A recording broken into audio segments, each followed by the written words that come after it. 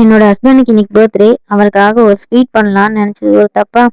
அதை பண்ண ஸ்டார்ட் பண்ணதுலேருந்து என் பசங்க அம்மா அம்மா அம்மான்னு கூட்டி என்னை ஒரு வழி ஆகிட்டாங்க. ஏன்டா ஸ்டார்ட் பண்ணோமோன்னு நினைக்கிற அளவுக்கு டென்ஷன் பண்ணிட்டாங்க.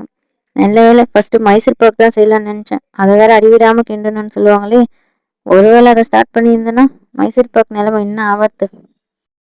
இந்த சுய உருண்டை செய்யறது ரொம்ப சிம்பிள் தான். ஃபர்ஸ்ட் கடலைப்பருப்பை வேக வச்சு தண்ணி இல்லாம நல்லா ஆற வச்சு அரைச்சி எடுத்துக்கணும்.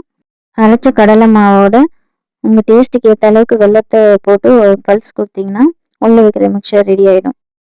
இன்னொரு பாத்திரத்தில் கொஞ்சமாக மைதா சேர்த்து பிஞ்ச் ஆஃப் சால்ட் சேர்த்து தண்ணி சேர்த்து நல்லா லிக்விடாக மிக்ஸ் பண்ணி வச்சுக்கணும். அந்த அரைச்ச கடலை மாவை ரவுண்ட் பண்ணிவிட்டு மைதாவில் டிப் பண்ணி எடுத்து ஆயிலில் போட்டு ஃப்ரை பண்ணிங்கன்னா சூப்பரான சுய உருண்டை ரெடி. ஒரு வழியாக சுய உருண்டை பண்ணி முடிச்சுட்டு வாங்கிட்டு வந்த கேக்கையும் கட் பண்ணிவிட்டு ஸ்வீட்டு கேக் எல்லாத்தையும் சாப்பிட்டு டேவை சிறப்பாக முடிச்சாச்சு.